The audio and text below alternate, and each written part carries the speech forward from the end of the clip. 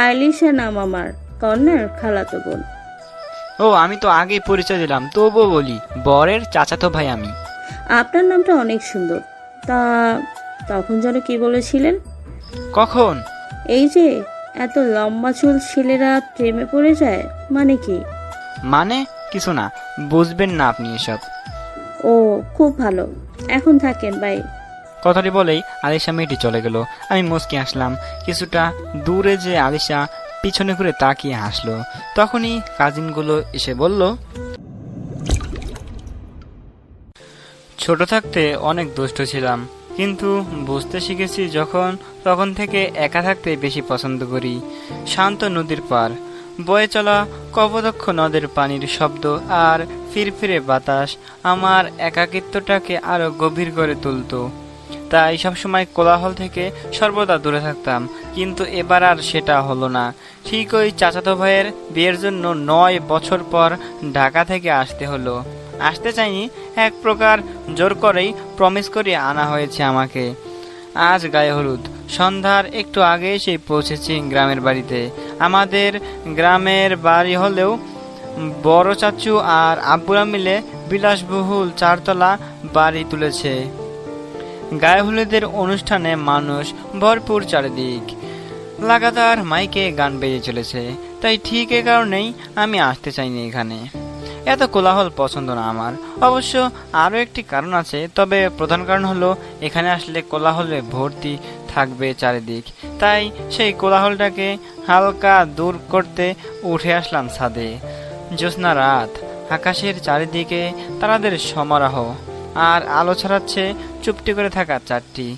ছাদের দেয়াল ধরে দাঁড়িয়ে এক মনে তাকিয়ে দেখছি সেসব। ঠিক তখনই শুনলাম, আজকের আকাশটা অনেক সুন্দর, তাই না? অ্যালান ওয়াকারের গানের শব্দের ফাঁকে হঠাৎ কোনো মেয়েলি কণ্ঠে আমার কানে এলো এরকম। আমি না তাকিয়ে অনুমান করে বললাম, হুম। তারা ভরা আকাশ, নির্মল বাতাস, চাঁদের আলো, জোনাকি পোকার পিটপিটে আলো। ওহ, যা লাগছে তাই না? হুম। দেখতে অনেক আকর্ষণীয় করে তুলেছে, যেন একাকিত্বটাকে আরো গভীরভাবে পর্যবেক্ষণ করে, তাই না আবির সাহেব? আমি চমকে উঠলাম, কারণ এতক্ষণে খেয়ালই করিনি কেউ একজন আমার পাশে এসে দাঁড়িয়ে কথা বলছে। আগন্তুকের মুখে আমার নামটা শুনে হুঁশ ফিরল। আমি তখনই ঘুরে তাকালাম, আর এই আগন্তুকটা যে আর কেউ না, সে হলো ইরিশা, আব্বুর ও চাচাদের বন্ধু, মানে জামিল চাচার মেয়ে। এখানে না আসার আরেকটি কারণ হলো এই ইরিশা। আমি ওর দিকে তাকাতেই বলল, কি রে, অবাক হলে মনে হয়? না মানে আপনি, মানে তুমি, সরি, এখানে মানে ছাদে কখন এলি? আমার তোতলামো দেখে ইরিশা হাসছে। আমি দৃষ্টির বিরতি না দিয়ে তাকিয়ে আছি। এই তারা, চাঁদ, জোনাক পোকার থেকে আমার পাশে যে দাঁড়িয়ে আছে সেই মেয়েটির হাসি সবচেয়ে বেশি সুন্দর। আমি তাকিয়ে বেশ অবাকই হচ্ছি, কারণ ইরিশা আমার সাথে 9 বছর পর কথা বলছে। যদিও আমি কথা বলার কোনো সুযোগও রাখিনি, তবুও এত বছর পর আমাদের কথা হচ্ছে। কি দেখছিস সেভাবে? ইয়ে মানে, না কিছু না। তুই কিন্তু সেই আগের মতোই আছিস আবির, ভয় পেলে তুতলিয়ে যাস। একটুও বদলাসনি। তবে মানুষ বদলায়, কিন্তু মানুষের কিছু স্বভাব বদলায় না। আমারও তেমনি অবদল হয়ে তোতলামিটা রয়ে গেছে, আর তোর রয়ে গেছে কথায় কথায় হি করে হাসি। তা এত বছর পর এলি যে, মেজো আম্মু কি খুব জোর করে আনলো তাই না? মনে তো হয় আসতেই যাসনি এখানে। আচ্ছা থাক তুই, আমি গেলাম। কথাটা বলে চলে আসলাম ছাদের দরজার কাছে। ঠিক তখনই রিশা গলা উঁচিয়ে বলল, আমি জানি আবির, তোর এখানে না আসার কারণ আমি, তাই না? শুকনো একটি হাসি দিলাম। সেই হাসিতে কোনো রং নেই, আছে কেবল এক রাশ তিক্ততা, আছে কেবল একন্দ রঙিনহীন পরিশ্রমা, যার বিকলে আমি অনারলের চাদরে আটকা। সময় সাপেক্ষের কিছু স্মৃতি আজও পিছনে গর্তে ধাক্কা দিয়ে ফেলতে লাগলো। এক ধাপ করে সিঁড়ি ভেঙে নিচে নামছি আর ভাবছি 9 বছর আগের কথা। ইরিশা হলো আব্বুদের বন্ধু জামিল চাচার মেয়ে। আব্বুদের ব্যবসা আর জামিল চাচাদের ব্যবসা একই থাকায় ওনারা পার্টনারশিপে ব্যবসা করে। তাই সেই হিসাবে ইরিশা সেই ছোট থেকে আমাদের বাড়িতে থাকে। বড় চাচু, আব্বু আর জামিল চাচা মিলে 4 তলা বাড়িটা করেছে। আমি ঢাকায় যাবার আগে তখন 2 তলা ছিল, আর এখন 4 তলা হয়ে গেছে। 4 তলা তো হবেই, কতগুলো কাজিন হয়েছে। ছোট থেকে বেড়ে ওঠা আমার আর ইরিশার সবাই আমাদের থেকে ছোট বড় ছিল। কেবল আমি আর ইরিশাই ছিলাম একই বয়সের আর একই ক্লাসে পড়তাম। দুজনে একই সাথে স্কুলে আসা যাওয়া। ইরিশার সবচাইতে সুন্দর লাগতো ওর সাদা দাঁতগুলো বের করে হিহি করে হাসাটা। ওর হাসি দেখে কখন যে ওর প্রেমে পড়ে গিয়েছিলাম টেরই পাইনি। যখন বুঝলাম আমি ইরিশাকে ভালোবাসি তখন ক্লাস 10-এ পড়ি আমরা, কিন্তু ইরিশাকে সে ব্যাপারে বলিনি কোনো দিনও। তবে সেদিন ক্লাস শেষে দেখি আশিকের সাথে সাইকেল করে ইরিশা বাড়িতে আসছে আর হেসে হেসে গল্প করছে। আশিক সিনিয়র আমাদের থেকে। সেদিন খুব রাগ হয়ে যায়। সেদিন বিকালে ইরিশাকে ডাকি, আমি বলি, ইরিশা ছাদে আয়, কথা আছে তোর সাথে। কি কথা বল? আমি ছাদে গেলাম, তাড়াতাড়ি আয়। কথাটি বলেই ছাদে চলে এলাম। খানিক বাদে ইরিশা ছাদে আসলো, আমার সামনে এসে দাঁড়ালো। আমি ওর দিকে তাকাতে ইরিশা বলল, কিরে, খরগোশ ডাকলি কেন? আমি চুপচাপ দাঁড়িয়ে আছি। সে আবার প্রশ্ন করলো, কিরে, চুপ করে আছিস কেন? কিছু বলবি? এভাবে ডেকে এনে চুপ করে আছিস কেন? ওর কথার জবাব না দিয়ে আমি ইরিশার হাত ধরে নিজের মত বললাম, ইরিশা বিশ্বাস কর, তোকে আমি অনেক ভালোবাসি। আমার সবটা সময় তোর কথা ভাবতে ভাবতেই কেটে যায়। আজ তুই যখন আশিকের সাইকেলে চড়ে বাড়িতে আসছিলি তখন খুব কষ্ট হচ্ছিল। ইরিশা, আমি তোকে ছাড়া থাকতে পারবো না। প্লিজ ইরিশা, আমাকে ভালোবাসবি? আমার সামনে কোনো ছেলের সাথে না মিশে থাকতে পারবি? আমার কথা শুনে ইরিশা কয়েক সেকেন্ড চুপচাপ থাকিয়ে থাকে। তারপর ইরিশা এক ঝাটকায় আমার থেকে ওর হাত ছাড়িয়ে নেয়। আমি ওর দিকে তাকালাম, ততক্ষণে চোখ বেয়ে আমার পানি গড়িয়ে পড়ছে। ইরিশা আমার দিকে রাগে মুখে তাকিয়ে বলল, আবির, কি বলছিস এসব? তুইও সবার মতো। আর তাছাড়া আমি তোকে অন্যরকম ভাবতাম, কাজিন বন্ধু ভাবতাম তোকে আমি। কিন্তু তুইও আমাকে ভালোবাসলি। আমি একসেপ্ট করতে পারবো না। যখন তোমাকে কাজগুলো কেন করেছিস? একজন ভালো বন্ধু তো চেয়েছিলাম, জানিস না? আমার এগুলো একদমই সহ্য হয় না, বিরক্ত হই খুব। কেন? আমি ভালোবাসলে সমস্যা কি? তোকে অনেক বেশি আগলে রাখবো আমি। আরে আবুল নাকি তুই? দেখ শোন, ভালো করে বলছি, তোর থেকে আরো ভালো ছেলে আমাকে প্রপোজ করে রোজ। একজনের জন্য কি সবকিছু এনজয় করে ছেড়ে দিব নাকি? এগুলো এনজয়ও করি, আবার নিজেকে দূরেও রাখি, বুঝলি? রিলেশনশিপ মানেই বিরক্তিকর ব্যাপার। আর তোর মতো ছেলের সাথে তো কখনোই না। তুই তো একটা পাগল, নিজেকে সামলাতেই পারিস না, আমাকে সামলাবি কিভাবে? ইরিশা, আমি তোকে অনেক ভালোবাসি, সেই ক্লাস 8 থেকে। প্লিজ ইরিশা, ফিরিয়ে দিস না। আমি সত্যি তোকে চাই, এমন করিস না। চুপ কর তো ছাগল। তোর মতো ছেলে আমার পিছে রোজ 10টা করে ঘুরে, বুঝলি? তাই ভালো হবে আমার পিছন ছেড়ে দে। আজ এইটা মার্কা পোলা পাইন তোরা সব, ফালতু সময় নষ্ট। ধুর। তুই আমাকে অন্যদের সাথে তুলনা করছিস? করছি। এমন কত ছেলে পিছে পড়ে আছে, পাত্তাই দিই না।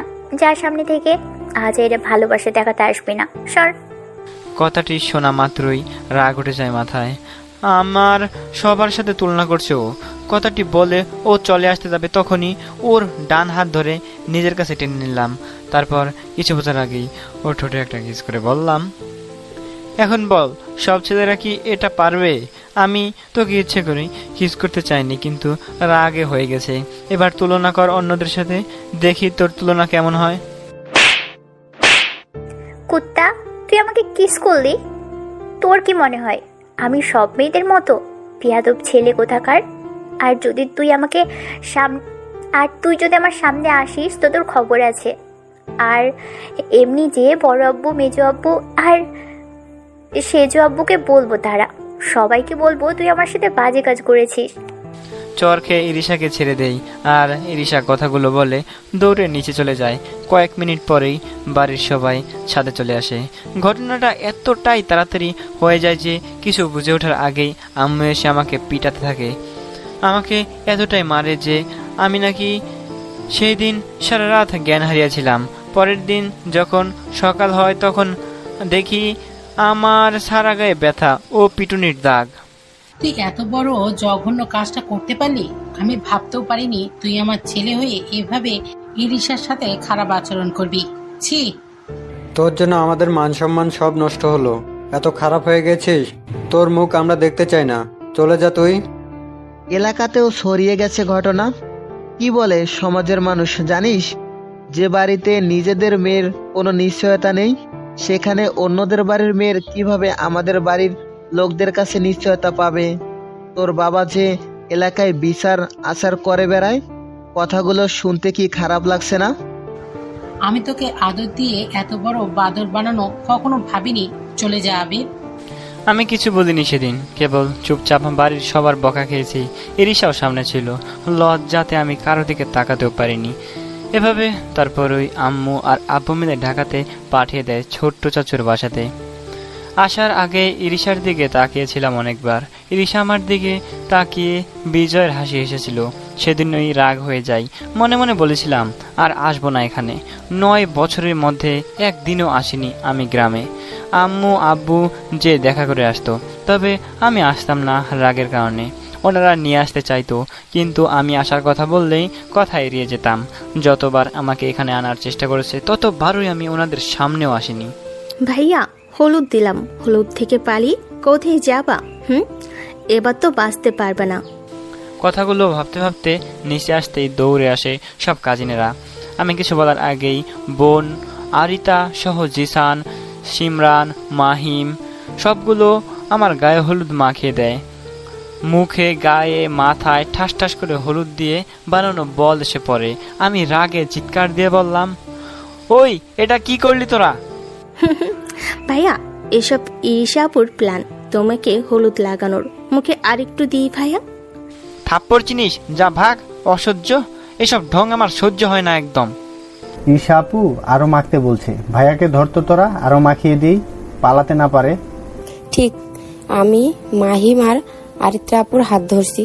জিসান, মাখাবি কিন্তু ভালো করে, কোনো জায়গায় বাদ যাবে না। ওই দেখ, এসবকে পুরো কথা শেষ করতে পারলাম না। আমার কিছু বোঝার আগেই মুখে কাঁচা হলুদের বন্যা বয়ে গেল। ভালো মতো হলুদ লাগিয়ে শয়তানগুলো সব দৌড়ে পালায়।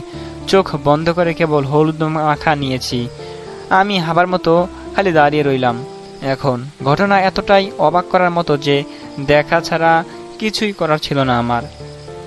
বাড়ির সবাই আমার দিকে তাকিয়ে হা হা করে হাসতে থাকে। লজ্জায় দৌড়ে রুমে আসতে যাব, তখনই শুনি খুব জোরে খিলখিলে হাসির শব্দ। হাসির উৎসের দিকে তাকিয়ে দেখি ইরিশা সিঁড়িতে দাঁড়িয়ে আমার দিকে তাকিয়ে হাসছে। ওর সেই হাসি যা আমার মাঝে শীতলতা এনে দেয়, তবে সেই শীতলতার মাঝে শুকনো কাঠের আগুন করে উপভোগ করার শক্তি আমার নেই।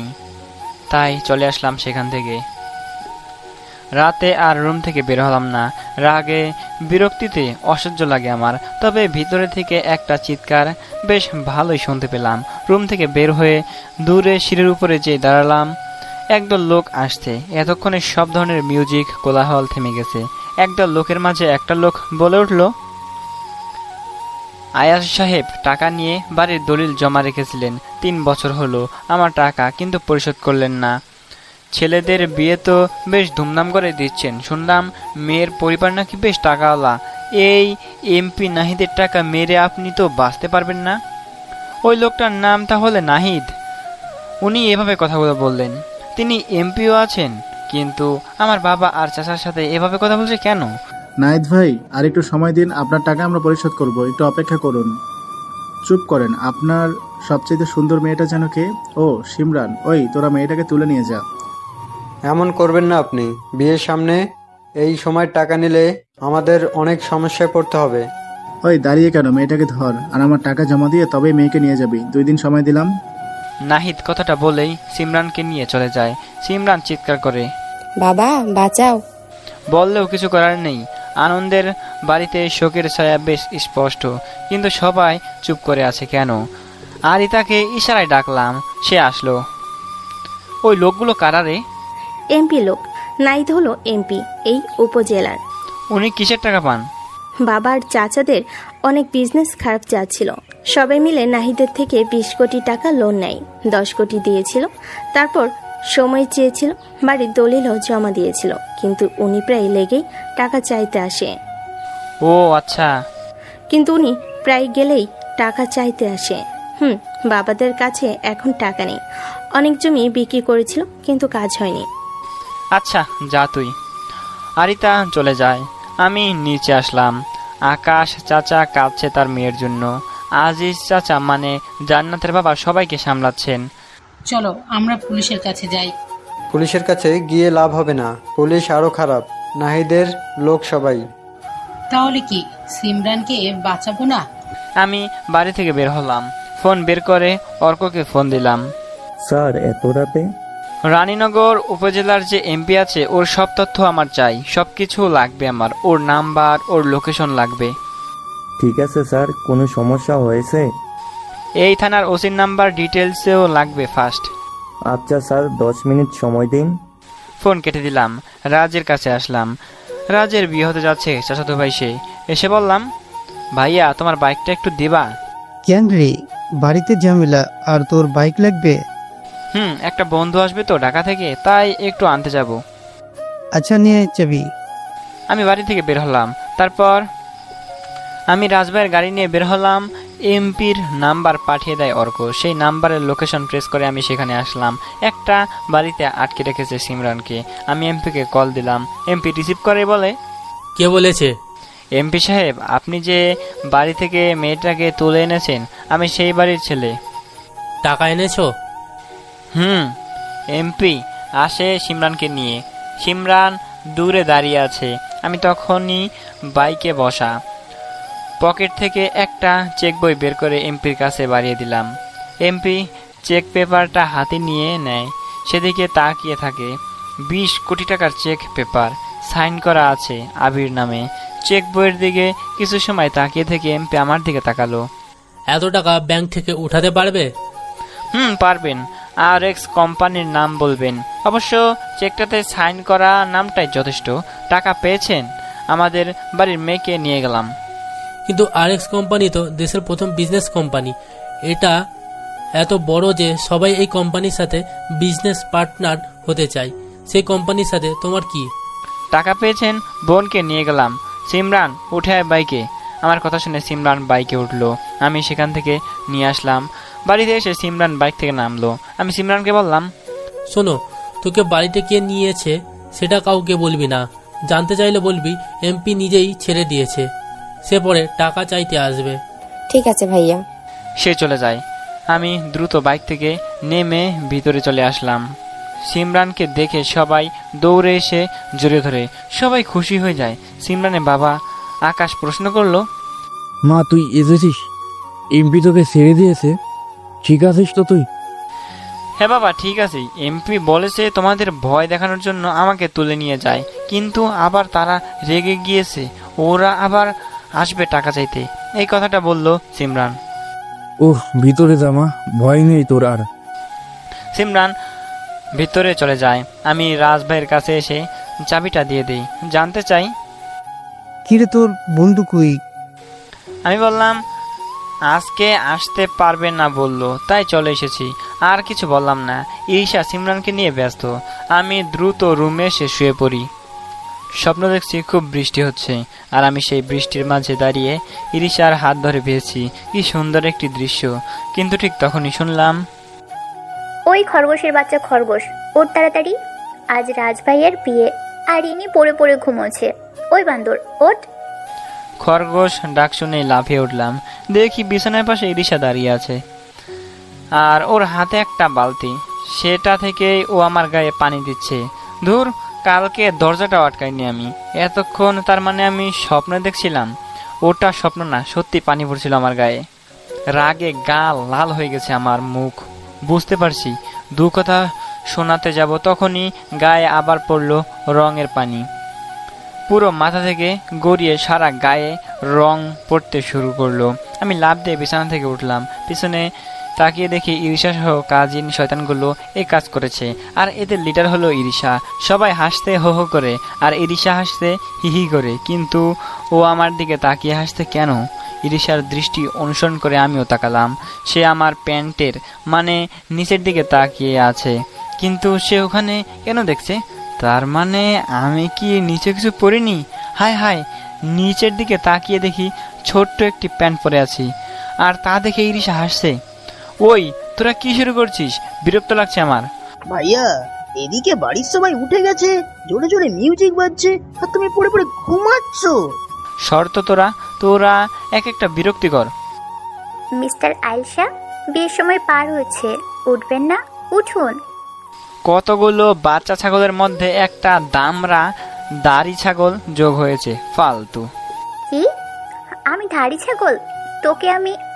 ইরিশাকে সরিয়ে আমি ফ্রেশ হতে গেলাম, গোসল শেষ করলাম। আজই তাহলে রাজভাইয়ের বিয়ে। যাক বাবা, বাঁচলাম। আজ বিয়ে হলে কালই চলে যাব এখান থেকে। আমি কারো বিরক্তিকর পাত্র হতে চাই না। যার কাছে সবার প্রপোস্ট বড় হয় ভালোবাসার থেকে, তার থেকে দূরে থাকাই ভালো, আর পিছুটা না রাখাটাই সঠিক সিদ্ধান্ত। আর হয়তো এতদিনে তার বয়ফ্রেন্ড হয়ে গেছে, নতুবা বিয়েও ঠিকঠাক। রুমে এসে কী পরবো ভাবছি। একটা ডিপ ব্লু কালারের পাঞ্জাবি পরলাম, একটা দামি তার সাথে ওড়না নিলাম, সাদা পাজামা পরলাম, পায়ে ডিপ ব্লু কালারের লোফার পরে নিলাম, সাথে সেম কালারের ঘড়ি, চুলগুলো এলোমেলো করে চশমা পরে নিলাম। দরজার বাইরে থেকে মা এতক্ষণে 3 বার ডেকে গিয়েছে। কিরে আবির, বের হোস না কেন? সবাই তো রেডি হয়ে গেছে। ঘুম থেকে কেউ 12টার দিকে ওঠে? উফ, ঢাকা থেকে কি অলস হয়েছিস রে? মা আমার মান সম্মানটাকে জাস্ট খেয়ে দিচ্ছে সবার সামনে, তাই দ্রুত বললাম রেডি হচ্ছে আম্মু। মা চলে যায়, আমি গায়ে আতর লাগিয়ে বের হলাম। বাড়ির উঠানে সবাই দাঁড়িয়ে আছে, আমাকে দেখা মাত্রই সবাই হা হয়ে যায়। কি আজব ভাই, এভাবে দেখার কি আছে? আমি কি এলিয়েন নাকি? ইরিশার মা এগিয়ে আসে, কান টেনে বলে, চলে আসছে আমাদের মিস্টার অলস কুমার। তা জনাব, এই বয়সে এত ঘুম? কাজ টাজ কি ঢাকাতে করো না? এত বেলা কে ঘুমায়? মেজো ভাবি, এবার কিন্তু আবিরের পালা। বড় হয়েছে ছেলেটা, বিয়ে দিয়ে দাও। ইরিশার আম্মু লাগছে, ছাড়ো না কেন? আমি কি বাচ্চা? কান ছাড়ো রে। হ্যাঁ ভাবি, ঠিক বলছেন। তবে ইরিশাও তো এখনো বাকি আছে। বিয়ে কি তাকে দিবেন না? সময় হোক, সব কয়টাকে একসাথে বিয়ে দেব। বাট আবিরের বিয়েটা কবে হবে সে তো কিছুই করে না। ছোট চাচার আদর পেয়ে আরো আইলসা হয়ে গেল। সবাই একসাথে হাসতে থাকে, কানটা আমার লাল করে দিয়েছে। ধুর, ভালো লাগে না। দুপুর হব হব ভাব, সবাই যে যার মতো করে গাড়িতে উঠলো। আমি উঠতে যাব তখনই অর্কের ফোন। গাড়িতে ওঠার আগেই ফোন রিসিভ করলাম। স্যার, সব কিছু রেডি আছে, ওসিকে তুলে নিয়ে গেছি, আর যা বলেছেন সব কমপ্লিট। ঠিক আছে, কাজ শুরু করো। আমি ফোন কেটে দিলাম, জোরে একটা শ্বাস নিলাম আমি। সবাই চিৎকার করে ডাকতে থাকে আমাকে। দ্রুত একটা গাড়িতে উঠলাম। দুপুরের সময় রওনা দিলাম বরযাত্রী হয়ে বিয়ের অনুষ্ঠানে। আমি মাইক্রোবাসের সামনে বসলাম, আর পেছনে বসেছে ইরিশা, আরিতা, মাহিম, সিমরান, জিসান, আরো পিচিরা। হঠাৎ করে চোখ গেল ব্যাক গ্লাসের দিকে। ভুলে আমি ইরিশাদের গাড়িতেই উঠে গিয়েছি। গ্লাসের দিকে তাকিয়ে দেখি ইরিশা আমার দিকে এক দৃষ্টিতে তাকিয়ে আছে। আমি খেয়ালই করিনি ইরিশা আজ লেহেঙ্গা পরেছে। মনে হচ্ছে বিয়েটা ওর হচ্ছে। এত সাজগোজের কি দরকার? মেয়েদের এত ঢং দেখতে ভালোই লাগে না। আমি একটু ঘুরে তাকালাম। আমার তাকানো দেখে ইরিশা মুচকি হেসে চোখ সরিয়ে নিল। সারাটা রাস্তা ইরিশা আমার দিকে তাকিয়েছিল, কিন্তু কেন? সবটা সময়েই কেন উত্তর খুঁজে চলেছি, কিন্তু পাইনি। পাকা রাস্তা পেরিয়ে গ্রামের রাস্তায় ঢুকলাম। চারপাশে কি ধুলো! গ্রামের রাস্তায় ঢুকতেই কতগুলো গাড়ি রাস্তার পাশে দাঁড়িয়ে আছে দেখা যায়।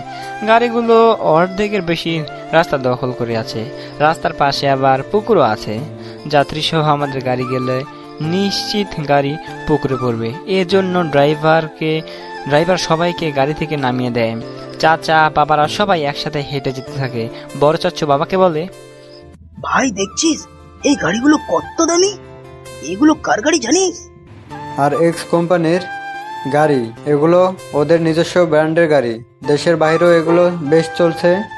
কিন্তু গাড়িগুলো এখানে কি করছে? কি জানি, তবে আমাদের সিস্টেম ফ্যাক্টরি আর এক্স কোম্পানির সাথে পার্টনারশিপ করতে চেয়েছিল, কিন্তু কাজ হয়নি।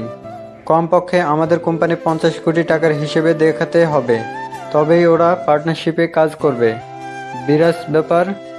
এই আরএক্স কোম্পানিটা হঠাৎ করে এত পপুলার হয়ে গেছে, এখনো সত্যিকারের মালিককে জানা যায়নি। ইস, এই কোম্পানির সাথে যদি কাজ করতে পারতাম। সবাই সেই গাড়িগুলো কোম্পানি নিয়ে আলোচনা করছে। আমি চুপচাপ ওদের সবার আলোচনা শুনছি আর মুচকি হাসছি। পুকুরের রাস্তাটুকু পার হয়ে আমরা আবার গাড়িতে বসলাম। কিছু সময় পর আমরা কনের বাড়িতে চলে আসি। বাড়িটা তো বেশ সুন্দর। দোতলা বাড়িটাকে পুরো গাঁদা ফুল দিয়ে কভার করা হয়েছে, বেশ ভালোই লাগছে। সবাই গাড়ি থেকে নেমে মেইন গেটের কাছে আসলাম। আমার সব কাজিনেরা আগে। বর এসেছে চিৎকার কানে এলো। বিয়ের জন্য সাজানো সবাই সেই গেটের কাছে এসে জড়ো হলো। আমি অনেকটা পিছনে এসে দাঁড়ালাম। গেটের সামনে আসতে দেখি একদল মেয়েরা সামনে দাঁড়িয়ে গেট আটকে ধরেছে। লাল ফিতা ফুল দিয়ে একটা টেবিল সাজিয়ে রাখা, টেবিলে একটা পানির গ্লাস পানি দিয়ে ভর্তি উল্টো করে রাখা। হঠাৎ ইরিশার দৃষ্টি তাকালাম, দেখি তখনও তাকিয়ে আছে আমার দিকে। তবে ইরিশাকে দেখতে গিয়ে চোখ পড়ে একটা ছেলের দিকে, দেখি ছেলেটা ইরিশাকে দেখছে। মুচকি হাসলাম আমি। তখনই চিকন গোছের বেশ সুন্দরী শ্যামলা বর্ণের একটা মেয়ে বলল, গেট সাজানো বকশিস দিতে হবে, না হলে ভিতরে প্রবেশ নিষেধ। মেয়েটার বেশ মায়াবী দৃষ্টি, শ্যামলা গায়ের রং। তবে সবচাইতে সুন্দর বিষয়টা হলো মেয়েটার মুখে তেমন সৌন্দর্যের প্রসাধনী লাগানো নেই, মানে মেকআপ তেমন নেই। শ্যামলা রঙের, তার উপরে চোখের ভ্রুতে ব্রুপেন দিয়ে আরেকটু কালো করেছে। উফ, যা লাগছে না মেয়েটাকে। মেয়েটা একটি সুন্দর লাল শাড়ি পরেছে। সবার মধ্যে থেকে সেই মেয়ে সামনে এগিয়ে সে কথাটি বলল। জামিল চাচা বলল, অবশ্যই বকশিস দেবো মা, কিন্তু কত টাকা চাচ্ছ তোমরা? 20,000 টাকা। কি 20,000 টাকা? আরে এত টাকা কেন? আমাদের বকশিস না হলে বর তো দূর, বরযাত্রীও ঢুকবে না। আর শুধু টাকা দিলে হবে না, টেবিলের উপরের প্লেটে যে পানি ভর্তি উল্টো করে রাখা গ্লাস আছে সেটা সোজা করতে হবে। প্লেটে যদি পানি পড়ে তাহলে আরো 10,000 টাকা বাড়বে। আর যদি পানিটা না পড়ে গ্লাস তুলতে পারেন তবে 10,000 টাকা কম করে নিব। শর্ত হলো প্লেটটাকে ধরা যাবে না। প্লেটের উপরে যে মিষ্টি সাজানো সেটা যদি পড়ে তাহলে আর হবে না। এখন দেখেন কোনটা করবেন। যদি গ্লাস না তুলে 20,000 টাকা দিয়ে যেতে চান তাহলে বরের জন্য থাকবে মরিচের শরবত, সাথে বরের প্লেটের খাবারের পরিমাণ অর্ধেক। আর বিশেষ শর্ত হলো গ্লাসটা তুলবে বর, বরের কোনো ভাই হলেও চলবে না। মিস্টার বেআই সাহেব, কি কেউ আছে? মেয়েটি তো হেব্বি পাজি। এই মেয়ে সুন্দর দেখতে হলে কি হবে, বৌদিতে শেষে পাকা খ্যাকশিয়ালের মতো। কি জ্বালাতন রে সবাই পড়লো। তবে আমার কিন্তু বেশ মজা লাগছে। এতক্ষণে কেমন যেন সব পাঞ্চে পাঞ্চে মনে হচ্ছিল। আমার এখন গেমসটা ভালোই লাগছে। বেচারা রাজব্রো বিয়ে করতে সে ফেসে গিয়েছে। আমার এসবে ইন্টারেস্ট নেই, কিন্তু আমি মেয়েটাকে দেখছি, কি দারুণ চাহনি। যেন এক শুভ্র সাদা মেঘ এসে মনকে ভালো করে দিল। হঠাৎ মেয়েটা আমার দিকে তাকালো, আমি চোখ সরে নিলাম, মেয়েটাও চোখ সরে নিল। আমি আবার তাকালাম, মেয়েটা হয়তো বুঝতে পারছে কেউ একজন তাকে খুব ডিপলি দেখছে, সেজন্য আবার আমার দিকেই তাকায় মেয়েটা। ইস, বুকের ভিতরটা কেমন কেঁপে উঠলো আমার। দূর, কি সব অনুভূতি আমার। 12 থাক, বললাম না। রাজব্রোকে ডেকে আনা হয়, কিন্তু বেচারা গ্লাস উঠাবে কি রুলস শুনেই ভয়ে চুপ হয়ে গেছে। শুনলাম গ্লাস তুলতে না পারলে তার উপরে ফোমের স্প্রে মারা হবে 5 মিনিট ধরে। বেচারা ভয়ে আর আগায় না, টাকা দিতেও হবে, আবার গ্লাসও তোলা লাগবে। ব্যাস, রাজব্রোকে আর কে দেখে। তিনি কাচুমাচু হয়ে দাঁড়িয়ে আছে। এদিকে কাজিনরাও নাছরবান্দা, তারা এই বাধা জয় করেই যাবে। কোনো টাকা ছাড়াই তারা ভেতরে যাওয়ার মানসিক শারীরিক প্রস্তুতি নিয়ে নিল। খেলাটা বেশি জমেছে, তবে ভয়ে কেউ গ্লাস তুলতে যায় না, কারণ ফোমের স্প্রে কে সহ্য করবে। হঠাৎ মেয়েটা আমাকে ইশারা করে, ইশারাতে বলে, দাঁড়িয়ে কেন, আসুন। আমি চোখ সরিয়ে নিই। কাজিনরা এসে আমার পিছনে দাঁড়ায়। ওরা বলে, ভাইয়া তুমি ভরসা। ওদেরকে বললাম, শোন, গ্লাস যদি কেউ উঠাতেও পারে তবুও ওরা নির্যাতন করবে, তাই তোরা সবাই রেডি থাকবি। যখনই আমার গায়ে ফোমের স্প্রে ছুড়বে তোরাও শুরু করবি তাদের আগে। ওরা সবাই রাজি হয়। আমি এগিয়ে যাই সেদিকে। কাজিনদের বাদে বাকি সবাইকে টেবিলের কাছে রেখে সরে যেতে বলি। সবাই সরে যায়। মেয়েটি আমাকে দেখে টিটকারি মেরে বলে, ওই ওই সাইড হয়ে যা সবাই, হিরো আসছে রে, হিরো আজকে আমাদের সাথে টেক্কা দেবে। ওই চুপ। তা মিস্টার, আপনার পরিচয়টা আগে দেন তো, এভাবে তো হবে না। আমি বরের ভাই, চাচাতো ভাই আবির হাসান নিলয়। আপনার পরিচয়? আমার পরিচয় জেনে আপনার কি? হয়েছে, আমি আলিশা, কনের বোন। আচ্ছা, একটা বড় গামছা এনে দিন। কেন? দিন, তারপর দেখতে পারবেন। আলিশা কাকে যেন গামছা আনতে বলে। গামছাটা আমার দিকে বাড়িয়ে দেয়। আমি গামছাটা ঠিক মতো হাতে রেখে দিই। তারপর মানিব্যাগ থেকে একটা আমেরিকান শক্ত ডলার বের করি। প্লেট থেকে মিষ্টি নিয়ে খেয়ে ফেললাম কয়েকটা। তারপর ফাঁকা করে দিয়ে গ্লাসের নিচে ডলারের নোটটা ঢুকিয়ে দিলাম। তারপর নোটটা গ্লাসের সাথে আটকে নিয়ে একেবারে হেঁচকা টান দিয়ে সোজা করলাম। কোনো পানি পড়লো না। সাথে সাথেই ফোমের স্প্রে শুরু হয়। আলিশারাও শুরু করে, আমার কাজিনরাও শুরু করে। আমি গামছা নিয়ে টেবিলের নিচে বসে পড়লাম। গামছা দিয়ে নিজেকে ঢেকে নিলাম। কয়েক মিনিট ধরে ফোমের স্প্রের বৃষ্টি চলল। তারপর বেশ কিছু সময় ফোমের স্প্রে চলে। তারপর সব স্বাভাবিক হয়। ওদের রুলস অনুসারে গ্লাস সরানো হয়, কিন্তু ওরা আবার 20,000 টাকা দাবি করে। আমি চুপচাপ দাঁড়িয়ে থাকি, তবে সবার থেকে দূরে সরে আসি আমি। ওরা টাকা ছাড়া এখন যেতেই দিবে না। আলিশার মুখে ফোম লেগে আছে, তবুও সে বেশি চিৎকার করে টাকা চেয়ে চলেছে। কিন্তু আমাদের বাড়ির লোকেরা এখন টাকা দিতেই চাচ্ছে না। এভাবে এক কথা দু কথায় বেশ জমিয়ে একচোট ঝগড়া লেগে গেল।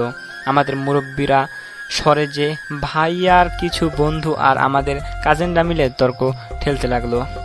আমি চুপ করে দাঁড়িয়ে শুনছি আর ইরিশার দিকে তাকাচ্ছি। অবাক হলাম, কারণ ইরিশা আজ অনেক চুপচাপ হয়ে আছে, কিন্তু ও তো এমন চুপ করে থাকা মেয়ে না। আর সেই ছেলেটাও দেখি ইরিশার ওপর থেকে চোখ সরাচ্ছেই না। তবে ওদিকের ঝামেলা শেষ হয় না। দূর, 20,000 টাকা দেয়া বড় কথা না, কিন্তু এরা এত নিবে কেন? কোনো কিছুতেই ছেলে পক্ষরা পারছে না মেয়েদের সাথে। শেষে বিরক্ত হয়ে আমি আবার সামনে গিয়ে বললাম, কি সমস্যা আপনাদের? দেখতে পাচ্ছেন না, কানা নাকি? আব্বু, 20,000 টাকাই তো দাও। আর ভাইয়াকে এখানে বিয়ে দিবে না, কারণ 20,000 টাকার জন্য মনে হয় এরা বিয়ে দিচ্ছে। তারা যা যা বলেছে সব তো করেছি আমরা, তারপরও কেন এমন করছে? টাকার জন্য কি বিয়ে হচ্ছে? তাহলে টাকাটা দিয়ে দাও, ভাইয়াকে বাড়িতে নিয়ে চলো, যেন মনে হচ্ছে কন্যাকে আমরা টাকা দিয়ে কিনতে এসেছি। দরদাম হচ্ছে নাকি? আজব। কথাগুলো আমি বেশ জোরে বললাম। বিয়ে বাড়িতে নিশ্চুপতার ছায়া পড়ে গেল। কারো মুখে কোনো কথা নেই এখন। সবাই আমার দিকে তাকিয়ে আছে। আমি সবার দিকে একবার করে তাকালাম। সামনে দাঁড়িয়ে থাকা আলিশার নামের মেয়েটির চোখ বড় বড় করে তাকিয়ে আছে। এখনই একজন মুরব্বী লোক জোরে হেঁটে এসে আমাদের সামনে দাঁড়িয়ে বলল, এসব কি বলো বাবা? বিয়ের দিনে কি কেউ বর নিয়ে চলে যায়? তো আমরা বিয়ে করতেই তো এসেছি, তাই না? কিন্তু আপনারা তো মনে হয় সেটা চান না, কম্প্রোমাইজ করছেন না। যা যা বলছেন সবটাই তো মেনে নিয়েছি। এসব দেখে মনে হচ্ছে যেন কোনো শপিংয়ের দোকানে এসেছি। একদর লেখা, পছন্দ হলে বলে দাম চাচ্ছেন 20,000 টাকা। কমাবেনও না, আবার ছাড়বেনও না। সরি বাবা, আসো তোমরা ভিতরে আসো। ওরাও তো বাচ্চা, তাই বোঝেনি। আর টাকা দিয়ে কেন কিনতে এসেছো? হা হা হা। আসো ভিতরে আসো, বিয়ে বাড়ির এটাই মজা। তোমরা এখনকার পোলাপানেরা বুঝবে না। না, আমরা তো এখন ভিতরে আসবো না। গেট সাজানোর টাকা সবটাই দিব, তারপর যাব। আমি পাঞ্জাবির পকেটে হাত দিলাম। আমার চেক বইটা আছে। পকেট থেকে চেক বই বের করে সেখানে 20,000 টাকা লিখে সাইন করে সামনে দাঁড়িয়ে থাকা মেয়েটির দিকে তাকিয়ে বললাম, এই নিন গেট সাজানোর টাকা, আর পারলে সাইড হন। যার বিয়ে তার খোঁজ নেই, পাড়াপড়শির ঘুম নেই। এটা তেমনই হলো মিস পেতনিদের দল। কথাটা বলে সেখান থেকে চলে গেলাম। ওরা সবাই হাঁ করে তাকিয়ে আছে আমার দিকে। মনে মনে বিজয়ের একটা হাসি দিলাম। এখন কেমন লাগে আসছে আমার সাথে ভাব নিতে? ওরা তো জানে না আমি কতটা মিসকা পাজি। থাক, নিজের প্রশংসা নিজে না করি। আমরা ওদের সাথে আরো বেশি কথা বললাম না, সোজা ভিতরে চলে আসলাম। সবাই যে যার মতো যেখানে ইচ্ছে বসে গেল। আমি প্যান্ডেলের এক কর্নারে বসতেই সেই মেয়েটি এসে সামনে দাঁড়ালো। সেই মেয়েটা যে বিয়ে বাড়ির গেটে দাঁড়িয়ে টাকা চেয়েছিল, মানে আলিশা আসছে। আলিশা আমার দিকে তাকাতেই বললাম, আরে টাকা বলি যে, এখানে কি খাবার পরিবেশন কি মেয়েদের দিয়ে করাচ্ছেন? এই, আপনি কে বলেন তো? মানে বরের কাজিন হয়ে খুব ভাব। আমি কে সেটা জানতে হবে নাকি? কেন ঘটকালি হবেন নাকি আমার জন্য? নাম ঠিকানা জানতে চাচ্ছেন বুঝি? আচ্ছা, পরে পাঠিয়ে দেব, একটা পত্র লিখে সব পাঠিয়ে দেব। আপনি না একটা বান্দর, সব প্ল্যান মাঠে নষ্ট করে দিলেন। আসলে টাকা নেওয়ার কোনো ইচ্ছেই ছিল না। ইচ্ছে ছিল বরযাত্রী মানে আপনাদের বাইরে রোদের ভিতরে দাঁড় করিয়ে রাখবো 3-4 ঘন্টা, কিন্তু সেটা আর হলো না। আপনি না একটা খরগোশ, বুনো হাঁস, বান্দর, সবকিছু আপনি ঘেটে দিলেন। বরকে একটু চালাবো তা না হলে দূর, আপনি একটা শয়তান মার্কা ছেলে। কথাগুলো বলেই মেয়েটি তার মুখটা জোরে ঘোংরালো। মেয়েটার লম্বা কালো চুল আমার চোখে এসে লাগলো। আমি বলে চোখে হাত দিতেই উনি আবার ঘুরে আমার দিকে তাকালেন।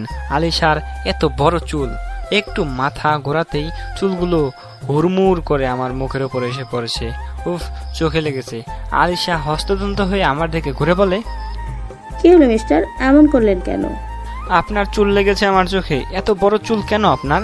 এত বড় চুল খুলে রেখেছেন, জানেন না ছেলেরা প্রেমে পড়ে চুলের উপর? এভাবে চুল খুলে রাখলে যে ছেলে দেখবে তারাই তো ক্রাশ খাবে। ও মা, এটা জানতাম না তো। ছেলেরা চুলের প্রেমে পড়ে বুঝি? হ্যাঁ, পরে। যাই হোক, কই দেখি তো, কই লাগছে? ইস, চোখ লাল হয়ে গেল রে। চোখ লাল কিসে? পীড়িতের বিষে নাকি অন্তরের দোষে? এই ফাজলামি করছো কেন? সরি, কই দেখি, ফু দিয়ে দেই। আরে সরেন তো, দেখতে দেন আমাকে। না, কোনো দরকার নেই। বিয়ে বাড়িতে বেআইনদের বিশ্বাস করতে নেই। কেন? যদি চোখ লাল কিসে দেখার সময় ঠোঁটে চুমো, কথাটি বলার আগে উনি আমার চোখের উপর থেকে হাতটা সরিয়ে দেয়। এরপর ওনার চিকন হাত দিয়ে আমার চোখ ধরে ফু দিতে লাগলো। নিঃশ্বাসে আমি মেয়েটার গা থেকে মেয়েলি গন্ধ পেতে থাকি। হঠাৎ যেন কেঁপে উঠলাম। এর আগে ইরিশা ছাড়া আমি কখনো কোনো মেয়ের এতটা কাছে যাইনি। আমার ভাবনাগুলো যেন এক স্পর্শে বিশালতার ধারণা করা শুরু করে দিয়েছে। প্রথমে চোখ জ্বলছিল, কিন্তু মেয়েটার স্পর্শে আর আস্তে আস্তে ফু দেওয়ার কারণে একটু পরেই ঠিক হয়ে গেছে। মেয়েটার থেকে নিজেকে ছাড়ানোর দরকার, না হলে আমার কল্পনাগুলো বেশি ছন্নছাড়া হয়ে যাচ্ছে। আমি বললাম, হয়ে গেছে মিচ। আইলিশা নাম আমার, কর্নার খালাতো বোন। ও, আমি তো আগেই পরিচয় দিলাম, তবুও বলি বরের চাচাতো ভাই আমি। আপনার নামটা অনেক সুন্দর। তা তখন যেন কি বলেছিলেন? কখন? এই যে এত লম্বা চুল ছেলেরা প্রেমে পড়ে যায়, মানে কি? মানে কিছু না, বুঝবেন না আপনি এসব। ও, খুব ভালো, এখন থাকেন, বাই। কথাটি বলেই আলিশা মেয়েটি চলে গেল। আমি মুচকি আসলাম। কিছুটা দূরে যে আলিশা পিছনে ঘুরে তাকিয়ে হাসলো। তখনই কাজিনগুলো এসে বলল, ভাইয়া কি ব্যাপার? হাসাহাসি হচ্ছে দেখছি। তা ভাইয়া এত হাসির কি হলো? কই হাসছি? তোদের কি কোনো কাজ নেই? যা ভাগ, আমার উপরে নজর রাখছিস নাকি? জিসান, তোদের ভাইয়া না খুব মস্তিতে আছে, বিরক্ত করিস না। দেখলি না দুইজন কি হাসিটাই না দিল? বলি হলো, দেখো ভাইয়া, ভাবি বানিয়ে ফেলো না আবার। আমরা কিন্তু ভাবি ঠিক করে রাখছি। বলা তো যায় না রিতা, দেখলি না উনি কত হাসি হাসি মুখে কথা বললো, চোখ ধরে ফু দিয়ে দিল। দূর থেকে মনে হয়েছিল যেন কিস করছে। তোর ভাইয়া তো সেটা আবার খুব পারে, দেখ চুমো দিয়েছে কিনা। আমি হাবার মতো ওদের কথা শুনছি। ইরিশা যে পিঞ্চ মেরে কথাটা বলল সেটা ঠিকই বুঝতে পারছি, কিন্তু এভাবে কথা বলার মানে কি একটা জিনিস বুঝতে পারছি না। ইরিশা এখানে আসার আগে হাসি খুশি ছিল, কিন্তু হঠাৎ রেগে গেল কেন সেটাই তো বুঝতে পারছি না। আর বুঝেই বা আমার কি আসে যায়, আর আমি যা করি তার কি? ওর এত রিয়্যাক্ট করার কি আছে? সরল প্রশ্ন ছড়ে দিলাম ইরিশার দিকে। কিরে ইরিশা, রেগে আছিস নাকি? কেন রাখবো? আমি কি রাগ করতে পারি? যা তো আলিশের কাছে যা, তোর চোখে কিছু পড়লেই তার কাছে যাবি, পিড়িতে দেখলে গা চলে। ওকে, যাচ্ছি। এমনিতেও সে ছাড়া এমন করে কে আর কেউ নেয়নি, সবাই তো শুধু তাচ্ছিল্য মজা নিয়েছে। ও তাই নাকি? দেখাই হলো না তোদের, কেয়ারিং উপাধি দিয়েও দিয়েছিস। যা তোর সামনে থেকে, ওর কাছেই যা, মানুষের সাথে কথা বলিস কেন? আচ্ছা ঠিক আছে, যাচ্ছি আমি। ইরিশা কথাটা বলে সেখান থেকে উঠে দাঁড়ালো, সে চলে যায়। আলিশা কিছুটা দূরেই দাঁড়িয়েছিল, আমি পিছনে যেয়ে দাঁড়ালাম। ওর বান্ধবীরাও ছিল সেখানে। পেছনে দাঁড়াতে আলিশার এক বান্ধবী বলল, দেখো চোখওয়ালা এসেছে। আলিশা আবারও ঘুরতেই ওর চুল আমার অন্য চোখে এসে লাগে। আমি আউচ বলে উঠি। আমি বারণ করতে যাচ্ছিলাম, কিন্তু তার আগে সে শাড়ি আঁচল পেঁচিয়ে ফু দিয়ে গরম ভাব নিয়ে আমার চোখে লাগাতে শুরু করে। কিছু সময় পর চোখ ঠিক হয়ে যায়। উফ, কি কেয়ার! আমি ঘুরে ইরিশার দিকে তাকালাম। ইরিশাকে দেখিয়ে দেখিয়ে আলিশার সাথে কথা বললাম অনেকটা সময় নিয়ে। ইরিশা রাগে ফুঁসতে থাকে। আমার বেশ মজাই লাগছে। তার মানে ইরিশা কি আমাকে ভালোবাসে? না না, এটা তো কখনোই সম্ভব না।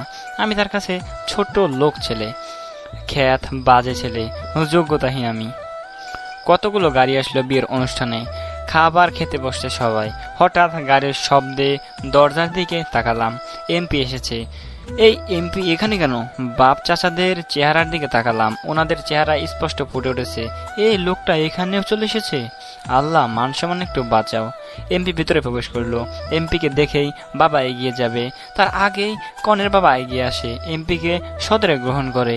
এমপি সোজা এসে বসে আমাদের সাথে, আমার দিকে তাকিয়ে বলে, স্যার কেমন আছেন? বাড়ির সবাই অবাক হয়।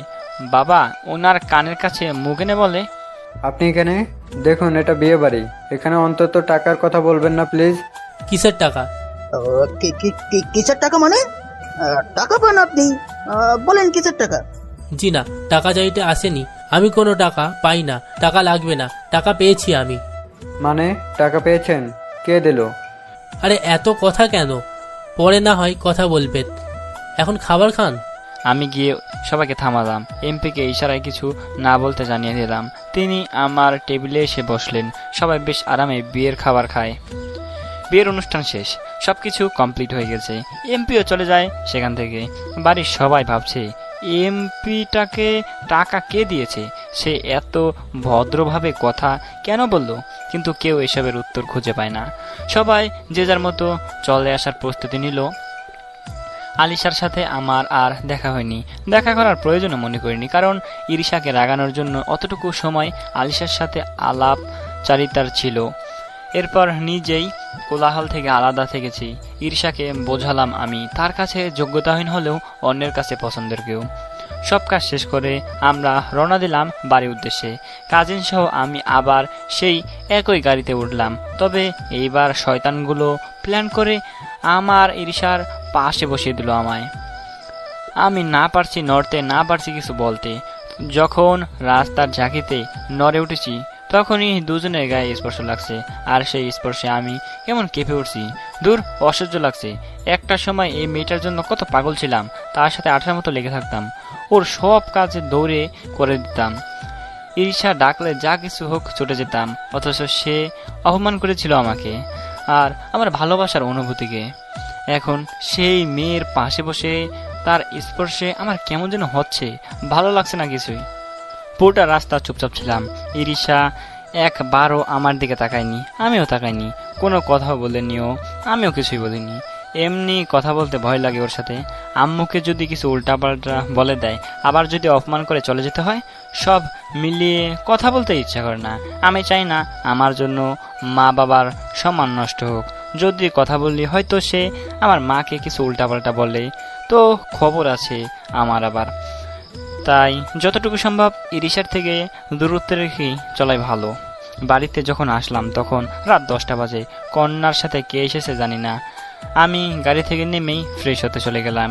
ফ্রেশ হয়ে রুমে এসে বিছানায় শুয়ে পড়ি। সারাদিন বেশ ক্লান্ত ছিলাম, তার উপর গরমও পড়েছিল বেশ। এখন পরিবেশটা একটু ঠান্ডা ঠান্ডা লাগছে, তাই বালিশে হেলান দিয়ে শুয়ে পড়তেই একটু চোখ লেগে আসে। কতক্ষণ হেলান দিয়ে ঘুমাইছি জানি না, বাইরে থেকে অনেক জোরে চিল্লানির শব্দ কানে আসতেই কেঁপে উঠলাম আমি। চোখ মেলে তাকাতেই নিজেকে নিজের রুমে দেখলাম। বাইরে উঠান থেকে চিৎকার চেঁচামেচির আওয়াজ আসছে। হাত ঘড়ির দিকে তাকালাম, 12টা বাজে গেছে প্রায়। এখনো খিদে লাগেনি আমার। বিছানা ছেড়ে উঠলাম। এত চিৎকার কিসের জন্য? কারা করে? কেন করে এরা? যদিও বিয়েবাড়ি মানেই তো বিশাল মজলিস, আড্ডা, মিউজিকে ভরপুর থাকবেই। আমি গায়ে মেরুন কালারের শার্ট, ভেতরে সাদা টি শার্ট পরলাম, কালো প্যান্ট পরে নিলাম, আবার ওয়াশরুমে গেলাম। চোখ মুখে পানি দিয়ে চুলগুলো ঠিক করছি, তখনই শুনতে পেলাম, ভাইয়া বাইরে চলো, একসাথে সবাই আড্ডা দিব, গান গান খেলবে অক্ষর দিয়ে। কে? আরিতা? না, যাব না আমি, ভালো লাগছে না, তোরা খেল। যদি না যাও তো আম্মুকে বলবো তুমি আলিশের সাথে টাঙ্কি মারছিলে, আর সেটা বিচার দিয়েছে ঈশাপুর কাছে। তারপর দুজনে গিয়ে তোমার নামে মায়ের কাছে কি কি বলবো বুঝতেই পারছো। ওই তুই বোন না শাকচুন্নি বলতো? বলেছি না ভালো লাগছে না, যা তো। চুপ খরগোশ। সরি ঈশা, বাবির থেকে শিখেছি, চলো এখন। কি বললি? থাপড়িয়ে তোর দাঁতগুলো ফেলবো, বুঝলি? যা সামনে থেকে। আম্মুকে ডাকবো, আর আসার সময় গিটারটা নিয়ে আসবে, না আসলে কিন্তু আম্মুকে পাঠাবো। কিছু বললাম না, সে চলে যায়। তারপর আরিতা কথাগুলো বলে সেখান থেকে চলে যায়। আমি জোরে একটা শ্বাস নিলাম। ও, নিজের মাকে খুব মানি আমি, ভয়ও পাই বলা যেতে পারে, তবে এটা রেসপেক্ট টাইপ ভয়। তাই আর দেরি করলাম না, রুমের কোণা থেকে গিটারের ব্যাগ কাঁধে নিয়ে বাইরে আসলাম।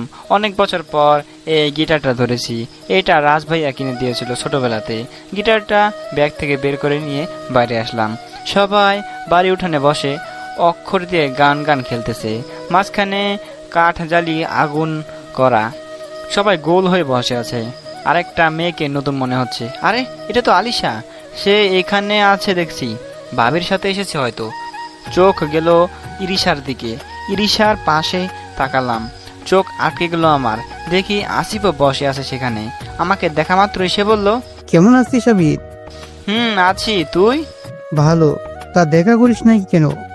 আজ বিয়েতেও দেখা করিস নাই একেবারও। তোকে কয়েকবার দেখেছিলাম, তুই তো নতুন বিয়ের সাথে ছিলি তো ব্যস্ত, হয়তো এই জন্য শুনিসনি। আসলে আমি একটু। ওনার কি আর দেখার সময় আছে? কত বেশি মানুষ উনি। সবাই চুপ থাকেন। মেয়েরা প্রথম গান শুরু করবে, আর লাস্টের অক্ষর দিয়ে আপনাদের মানে ছেলেদের গান গাইতে হবে। যারা পারবে না তার হারবে। হয়ে যাক আজ লড়াই, তবে আবির ভাইয়া কিন্তু গানের সাথে গিটার বাজাবে। হ্যাঁ, সবাই যে যার মতো গান গাইতে লাগলো। একটু একটু করে ইরিশা 2টা গাইলো। ওর গানের কণ্ঠটা যে এত সুন্দর আমি জানতাম না। সে কবে গান গাওয়া শুরু করছে কে জানে, আজই প্রথম ওর কণ্ঠে গান শুনলাম। আলিশাও কম যায় না, সেও বেশ গান গেয়েছে। মাঝখান থেকে আমি এখনো মুখ দিয়ে ঠু শব্দ করিনি। ইরিশা আর আলিশার বেশ মিষ্টি গলা, সবাই গান গাইলেও আমি বাকি এখনো, কারণ আমি গিটার বাজাতে পারলেও গান পারি না। লিরিক্স উল্টাপাল্টা হয়ে যায় আমার, সুর দিতেও পারি না। খেলা এখানে শেষ, কারণ অনেক রাত হয়েছে, সবাই ঘুমাতে চলো। তবে আবির ভাইয়া কিন্তু গান বলেনি এখনো। হ্যাঁ হ্যাঁ, ভাইয়া এখনো গান বলেনি। আবির ভাইয়া এখনই গান বল দ্রুত। আমি গান পারি না আপু। না, আমরা গান শুনবো। গান না, কবিতা আবৃত্তি করে বলতে হবে আবির ভাইয়াকে। যেহেতু গান শুনেছি সবার থেকে, এবার একটু ব্যতিক্রম হোক। কি বলো সবাই? ইয়েস, কবিতা কবিতা কবিতা। সবাই একসাথে বলতে লাগলো। আলিশাও দেখি ওদের সাথে তাল মেলাতে থাকে। আমি ইরিশার দিকে তাকালাম, দেখি আমার দিকে তাকিয়ে আছে ও। আমি এতক্ষণে ওকে দেখছিলাম, তবে তা লুকিয়ে লুকিয়ে। আসিফ ও ইরিশাকে দেখেছে বারবার। ওরা কি এখনো সম্পর্কে আছে? কি হলো বলো? পারি না রে ভাই কিছু। চুপ, কবিতা ছাড়া কিছু শুনতে চায় না, বলতেই হবে তোমার। বললেই হবে, না হলে তোকে ছাড়ছি না। একটু বলেন না, আমিও শুনি। সবাই অনুরোধ করছে বলে কি আপনার ভাব দিচ্ছেন? বলেন। ওকে ওকে বলছি। একটু পর নীরব হয়ে ইরিশার দিকে তাকালাম। আরিতা আমার পাশে থাকায় কানে কানে আমাকে বলল, এত তাকাস না ভাইয়া, ভাবি তো উড়ে যাচ্ছে না। আমি ওর দিকে না তাকিয়ে আস্তে গলায় ঝাড়ি দিয়ে বললাম, চুপ কর বান্দরনি। আলিশার কথায় রাজি হয়েছে বলে ইরিশা আমাকে দিয়ে আমার দিকে জেলাসি দৃষ্টিতে তাকালো। সবাই চুপ হয়ে আমার দিকে তাকিয়ে আছে। কি বলবো আমি বুঝতে পারছি না। কবিতা তো জীবনও লিখিনি, এসব প্রেম কবি সাহিত্যিকদের কাজ। কি যে করি। তবুও নীরবতা ভেঙে বললাম, কবিতা না এটা, তবে আমার কাছে মানুষটার জন্য কিছু অভিব্যক্তি আছে যা জমিয়ে একদিন লিখে রেখেছিলাম। সেরকম কোনো মানুষ জীবনে আসেনি, তাই আর তাকে বলা হয়নি। এখন বলি? অবশ্যই। আচ্ছা বলছি। আমি গিটারে টুংটুং আওয়াজ তুললাম, তারপর মাথা নিচু করে ধীর গলায় বলা শুরু করলাম। আজকাল তুমি খুব অপ্রতিরোধ হয়ে যাচ্ছ, কিছুতেই তোমাকে আমি প্রতিহত করতে পারছি না। আমার মগজের প্রতিটা কোণায় তোমার অগাধ যাতায়াত। 24 ঘন্টায় 36 রকম কাজে বারবার তুমি এসে গোল বাঁধিয়ে ফেলছো। আমার মনমোহনে আমার ভাবনার অবিচ্ছিন্ন ছন্ন হয়ে ছন্দহীন করে তুলছ আমায়। আমি সেখান হতে পালাবো বলে মনস্থির করেছি।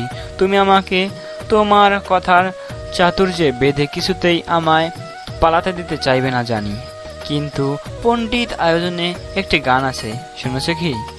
যত পাহারাই দাও না মন পালাবেই। আমি জানি আমি তোমাকে ছাড়া এক মুহূর্ত থাকতে পারবো না, এটাও জানি আমি তোমাকে আমার পরে পাবো না। তাই মনস্থির করেছি তোমাকে নিয়ে পালাবো বলে। যাবে তুমি আমার সাথে সৌন্দর্যের দেবী আফ্রোদিতির রাজ্যে? প্রথম কথাগুলো নিচের দিকে তাকিয়ে বললেও শেষের কথাগুলো ইরিশার দিকে তাকিয়ে বললাম। এটা নিশ্চিত যে কথাগুলো ইরিশাকে বলেছি, মানে ইরিশায় প্রপোজ করলাম ইরিশাকে। কথার সাথে পরিবেশটাকে মানিয়ে কথার ছন্দ অনুযায়ী টুং টুং করে স্লো মোশনে গিটার বাজিয়ে গিয়েছি। শেষ হতেই সবাই হাততালি দিল, শুধু ইরিশা বাদে। বাবা, আমার ভাইটা দেখি ঢাকা থেকে বেশ রোমান্টিক হয়ে গেছে। দেখতে হবে না কার দুলা ভাই? ওই থামবি তোরা? থাপড়িয়ে দাঁতগুলো ফেলে দিব বিয়াদবেরা সব। তোরে থাক, আমি ভিতরে গেলাম। আমাদের কথোপকথনে ইরিশা চলে গেল। আমি ওর চলে যাওয়ার দিকে তাকালাম। বাড়ির মধ্যে ঢোকার আগে ইরিশা একবার পেছনে ফিরে তাকালো, আমিও তাকালাম। তখনই ইরিশা মুচকি একটা হাসি দিল। ওর হাসির কারণ বুঝলাম না। জোরে একটা শ্বাস নিলাম আমি। ভাইয়া, এত তাকাস না বুঝলি, ভাবি তো আর উড়ে যাচ্ছে না। আর তুমি যে কথাগুলো ওকেই বলেছ তা বেশ বুঝতে পারছি। ছেমরে, তখন থেকে একই কথা বলে যাচ্ছিস। ওই কিসের ভাবি রে? না, বলবো না। আম্মু মানা করে দিয়েছি তোমাকে কিছু না বলতে। মানে কি? আমাকে বল, কিছু তো একটা আছে তোদের মাঝে। বেশি বক বক না করে রুমে যাও, আমরাও যাচ্ছি। আমাকে কিছু বলার সুযোগ না দিয়ে সবাই চলে গেল। আমি হাবার মতো খালি চেয়ে চেয়ে দেখছি কি যে হচ্ছে, কিছুই মাথায় আসছে না। সবকিছু কেমন গোলমেল লাগছে। এখানে আসতেই ইরিশা নিজ থেকে কথা বলা, কপট রাগ দেখানো, অন্য মেয়েদের সাথে কথা বা তাকালে রাগ করে গাল ফোলানো, আবার কাজিনরা তাকে ভাবি বলা, এসবের মানে কি কিছুই মাথায় আসছে না আমার। ইরিশা কখনো আমাকে ভালোবাসবে না, আর না কখনো সে আমাকে গ্রহণ করবে। আমি তার কাছে আদৌ 8-10টা ছেলের মতোই খারাপ। মিস্টার আবির সাহেব। চমকে উঠলাম, পেছনে তাকিয়ে দেখি আলিশা এসেছে। আমি সোজা হয়ে বসলাম। আকাশে বিরাট বড় চাঁদ। আলিশা আমার সামনে তুলে এসে বসলো, মুচকি হাসলো আমার দিকে তাকিয়ে। আগুনের হলুদ রঙা শিখাতে আলিশাকে বেশ ভালোই লাগছে। কপালে ছোট্ট একটা কালো টিপ, গায়ে কালো রঙা শাড়ি। আগুনের আলোতে ওর গায়ের ফর্সা রং একদম যেন টুকটুক করছে। সাথে সাদা দাঁতের হাসির বর্ণনা না হয় নাই বা দিলাম। আলিশাকে বললাম, কিছু বলবেন? আপনি অনেক কম কথা বলেন। আমার নিঃসঙ্গতা যে বড্ড প্রিয়। একাকিত্ব আমার ভালো লাগে। আমারও পছন্দ। আমরা কি বন্ধু হতে পারি? হ্যাঁ পারি। ধন্যবাদ। সে চলে যায়। আমি চুপচাপ বসে থাকি। আগুনটা নিভো নিভো করছে। জ্যোৎস্না রাত। আমি তখনও সেখানে বসে আছি, গিটার হাতে টুংটাং শব্দ করে গাইতে লাগলাম। তোমার চোখে আকাশ আমার চাঁদ যেন পূর্ণিমা। ভেতর থেকে বলছে হৃদয় তুমি আমার প্রিয়তমা, তোমার চোখে আকাশ আমার, চাঁদ যেন পূর্ণিমা। ভেতর থেকে বলছে হৃদয় তুমি আমার প্রিয়তমা। গানটা আস্তে করে গাইছিলাম, ঠিক তখনই শুনলাম মিথ্যুক কেন তুমি? কথাটি শুনে লাফিয়ে উঠলাম। অমনোযোগী হলে বাইরে থেকে শব্দ আসলে লাফিয়ে উঠতেই হবে। আমিও তেমনি লাফ দিয়ে উঠে পিছনে তাকালাম, দেখি ইরিশা দাঁড়িয়ে। আমি দ্রুত বললাম, কি ব্যাপার তুমি এখানে? আগে বলো মিথ্যা কেন বলেছো? কিসের মিথ্যা? কখন বললাম? তুমি তো একটু আগেই বললে যে গান গাইতে পারো না, তাহলে এখন কেন গাইছো? ও এমনি, আমি আর বেশি কিছু বললাম না। পাশ কাটিয়ে চলে আসতে যাব, তখনই মনটা কেঁপে উঠলো, কারণ এতক্ষণ পর খেয়াল করেছি ইরিশাকে আমাকে তুমি করে বলেছে, আর আমিও তাকে তুমি করে বলে ফেলেছি। কিন্তু সেটা কি করে সম্ভব? পেছনে করে তাকাতে দেখি জান্নাত মুচকি হাসতে। তার মানে আমি যা ভাবছি সেও কি তাহলে একই কথা ভাবছে? তবে আসল কথা হলো, আমি না হয় ঘোরের মধ্যে পরে তুমি বলেছি, কিন্তু ইরিশা তো এসেই তুমি করে বলা শুরু করে দিয়েছে। তাহলে কি কোনো প্ল্যান আছে? আমি দৌড়ে রুমে চলে আসলাম। ইরিশার ছলনাতে আর পড়তে চাই না। হয়তো এখন ভালো বিহেভ করছে, পরে ঠিক ওই আম্মুকে দিয়ে মার খাওয়াবে, পরে আবার সাথে ইরিশার থাপ্পড় ফ্রি। সো আমি কালোই চলে যাওয়ার সিদ্ধান্ত নিলাম। ভাই ওঠ, আমু ডাকছে। আমি ঘুম ঘুম চোখে তাকালাম, দেখি আরিতা দাঁড়িয়ে আছে। আজ কেউ রুমের দরজা আটকায়নি। আমি ঘুমানোর ভঙ্গিতে বললাম, কি হয়েছে রে? তুই কি রে, এতক্ষণ থেকে ডাকছি, ওঠার নাম নেই। রাত জেগে কি চুরি করতে বের হইছস বলতো? ওই শর্ত শাকচুন্নি সামনে থেকে। আম্মু কেন ডাকছে? উঠে দাঁড়িয়ে বললাম আমি। জানি না, মনে হয় কিছু গুরুত্বপূর্ণ কথা বলবে। কিছু বললাম না। খানিকক্ষণ পর ফ্রেশ হয়ে খাবার টেবিলে গেলাম, দেখি ইরিশা সহ সবাই সেখানে বসে আছে। কি ব্যাপার, বাবাজি এত সময় ধরে কেউ ঘুমায়? আমি অবাক হয়ে ইরিশার বাবার দিকে তাকালাম, কারণ ইরিশার বাবা এই কথাটি বলেছেন। উনি মুচকি একটা হাসি দিয়ে খাবার খাওয়াতে মনোযোগ দিল। আমি ঠায় দাঁড়িয়ে আছি। উনি আজ প্রথম আমাকে বাবাজি বলে সম্বোধন করলো, তাই অবাক না হয়ে পারলাম না। তবে সেটা আসল ব্যাপার না। আসল ব্যাপারটা হলো তিনি কেন আমাকে এতটা আদর করে ডাকলো। বিষয়টা রহস্য, তাই মাথার মধ্যে জট পাকিয়ে যাচ্ছে।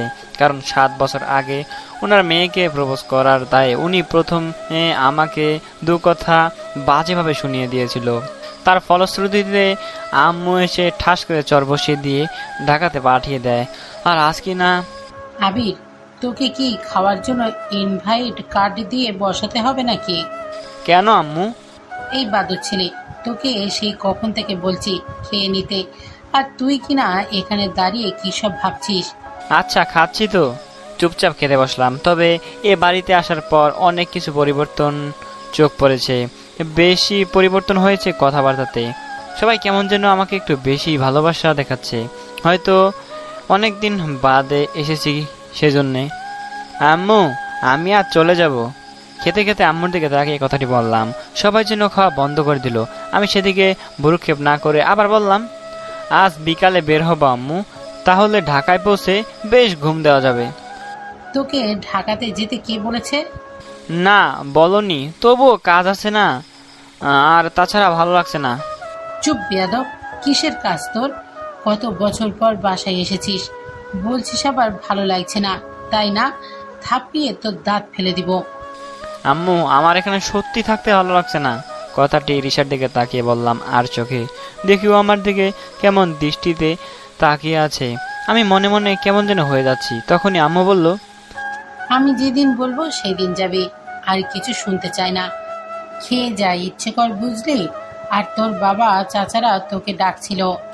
কি আর বলবো, বাড়ি থেকে বল আম্মুকেই ভয় পাই, তাই তিনি যা হুকুম করবেন তাই মানতে হবে। অগত্যা খাওয়া শেষ করে বাইরে বের হলাম। বাইরে আসতেই বাবা ডাক দিল, আবির এদিকে আসো। ঘুরে তাকালাম, বাবা ডেকেছো আমাকে? এগিয়ে গেলাম সেদিকে। উনি আমাকে বসতে বলল।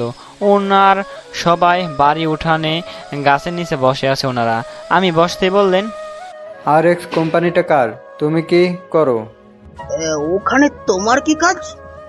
ওখানে আমি কাজ করি, ওখানকার ম্যানেজার আমি। ও আচ্ছা, ঠিক আছে। আমি চলে আসলাম। ওই বেটা এমপি সব বাবাদের বলে দিয়েছে। যাই হোক, এটা নিয়ে আর বেশি কিছু না বলাই ভালো। বাইরে আসলাম। বাইরে বের হয়ে দেখি জিসানের সাইকেল দাঁড় করানো। জিসানকে ডাকলাম, তোর সাইকেলটা দে তো, গ্রামটা একটু ঘুরে আসি। দিবি তো নাকি? কি যে বলো দুলা ভাই, তোমাকে দিব না তো কাকে দিব? যাও নিয়ে যাও। জিসান, মার খাবি। দুলাভাই মানে কি? তা তো ঠিক জানি না দুলাভাই মানে কি, তবে আপুর বর তো শালার মানে আমার দুলাভাই তো হয়, তাই না? উফ, এই তোরা না বেশি বকিস। আমাকে কেন দুলাভাই ডাকতেছিস? ফাজল ছেলে কোথাকার। যা বাবা, দুলাভাইকে কি খালু বলে ডাকবো নাকি? ওই যা তো এখান থেকে, শয়তান কোথাকার। কথাটা শেষ করাতেই সামনে তাকালাম, দেখি ইরিশা দাঁড়িয়ে। আমি ওর দিকে তাকাতে দেখি আমার দিকে কেমন দৃষ্টিতে তাকিয়ে আছে। আমি মুচকি একটা হাসি দিলাম। ও বলল, কোথায় যাচ্ছ? আবারও সেই তুমি সম্বোধন। না, এর মধ্যে কোনো রহস্য আছেই আছে, তবে সেটা ঠিক কি তা বুঝতে পারছি না আমি।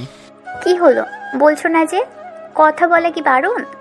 না, বাইরে যাচ্ছি। তুই কোথা থেকে আসলি? আমার মুখে তুই করে শুনেই ঈশা কেমন করে আবার তাকালো। আমি মনে মনে কেমন যেন খুশি হলাম। কেন জানি না ঈশাকে পাত্তা দিতে ইচ্ছে করছে না। আমি পাশ কাটিয়ে চলে আসব, তখনই সে বলল, আমাকে নিয়ে যাবি ঘুরতে?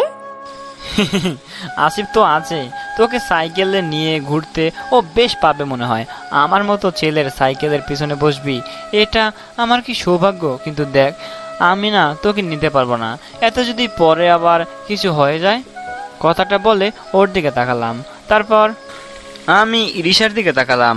কথাটি বলে আর দাঁড়ালাম না, সোজা জোরে সাইকেলের প্যাডেল চেপে এক টানে বেরিয়ে পড়লাম। মনে মনে কেমন হাসি খুশি লাগছে, যদিও ইরিশাকে কষ্ট দিতে আমারও খারাপ লাগছে, তবু কেমন যেন একটা স্বস্তি অনুভব করছি। ইরিশাকে এখন কেমন যেন মনে হয়, কিন্তু তবু ভয় করে। না জানি তার সাথে কি করে বসে আবার সে বিচার না দেয়। বিকেলে ছাদে বসে আছি। 4 তলা বিল্ডিং এর ছাদে উঠলে দূরের প্রাকৃতিক বেশ ভালোভাবেই দেখতে পাওয়া যায়। নির্মল বাতাস, পাখিদের ডাক, গোধূলির রোদ পরিবেশটাকে কেমন যেন আরো সৌন্দর্যময় করে তুলেছে। এমন সময় গিটার বাজিয়ে গান না গাইলে কেমন লাগছে। গিটারটি আমার সাথে আছে, তাই বসে না থেকে গিটার বাজিয়ে গাইতে লাগলাম। তোমার হাতটা যখন ধরেছি, মনকে কথা দিয়েছি, ছাড়ব না হাত মরণ কালেও তোমায় বুকে রেখেছি। ও আমি একটি গানও লিখেছি, সেই গানে সুর বেঁধেছি, সেই সুরে ভাসিয়ে তোমার মনের দখল নিয়েছি। ও প্রেম প্রেম হয়ে গেল রে, আর বাধা দিবে কে এসে? ও প্রেম প্রেম হয়ে গেল রে, আর বাধা দেবে কে এসে? ও প্রেম প্রেম হয়ে গেল রে, আর বাধা দিবে কে এসে?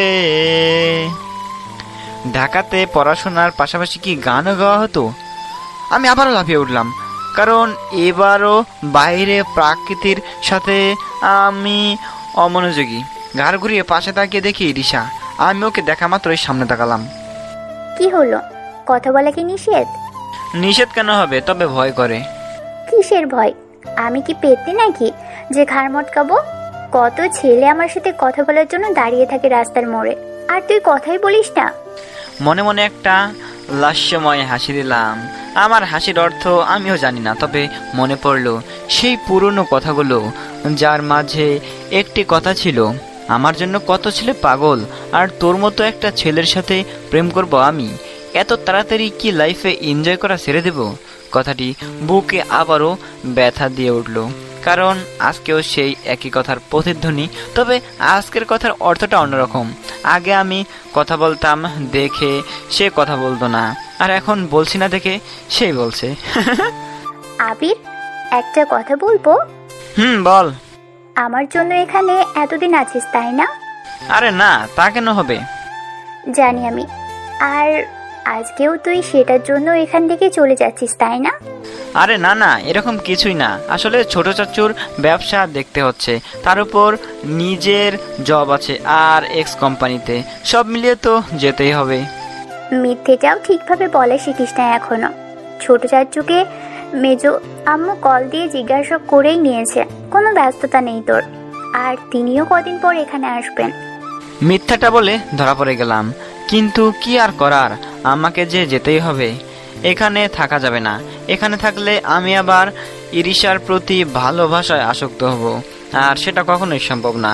কারণ আমি বা আমার ভালোবাসা তার কাছে সব ছেলেদের মতোই 5 টাকায় সস্তা ঝালমুড়ির মতো। আর শুধু থেকে সেই ভালোবাসার বস্তু নিয়ে আবারও অপমান হতে পারবো না। আবির, একটা প্রশ্ন করব? কর। আমাকে কি এখনো ভালোবাসিস? আমার মনে একটা ধপ করে শব্দ হলো বলে মনে হলো আমার। আমি জানি না এর উত্তর কি দেব। কিছু সময় ইরিশার দিকে তাকিয়ে থাকলাম, তারপর বসা থেকে কিছু না বলে গিটার হাতে জোরে হেঁটে যেতে আসতে লাগলাম।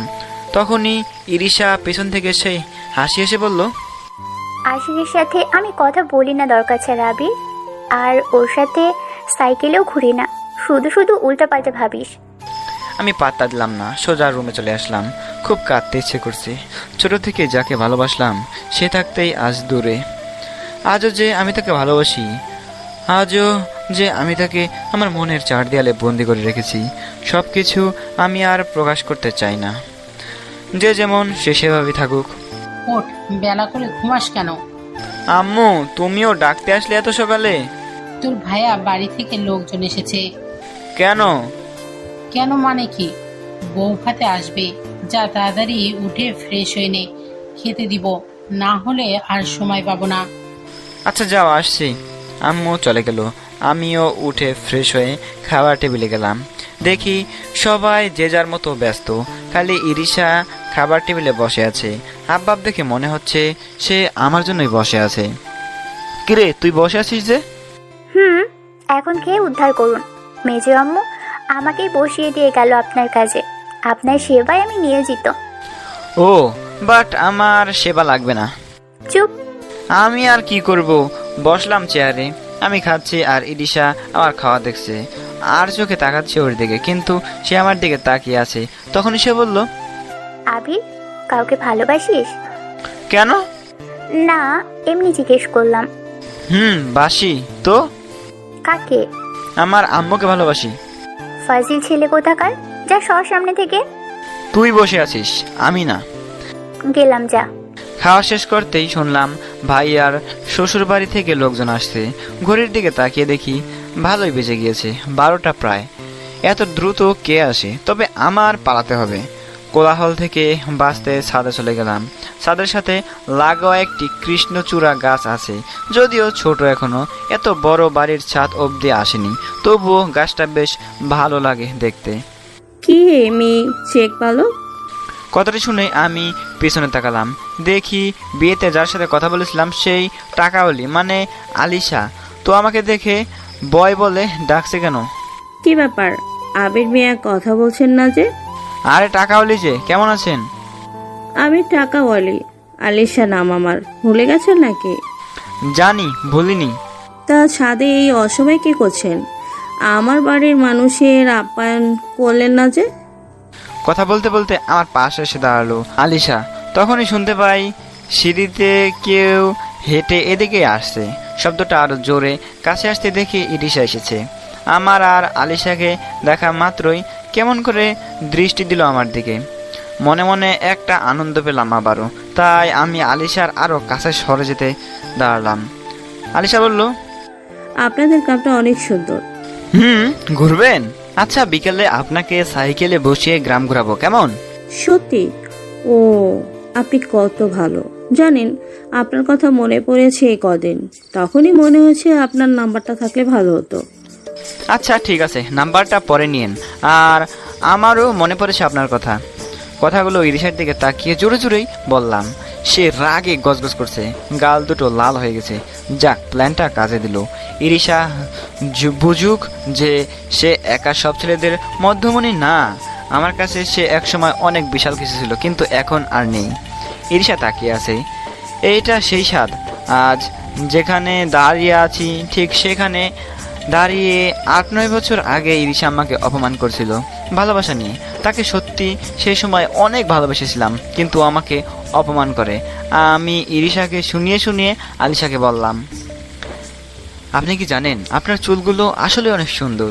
মজার ব্যাপার কি জানেন, আমার আপনার কথাও মনে পড়েছিল। কেন পড়েছিল? তার কারণ খুঁজতে যে চোখের সামনে আপনার খোলা চুল, আমার চোখে ফু দেওয়া, এসবই ভাসছিল। আপনি অনেক কেয়ারিং।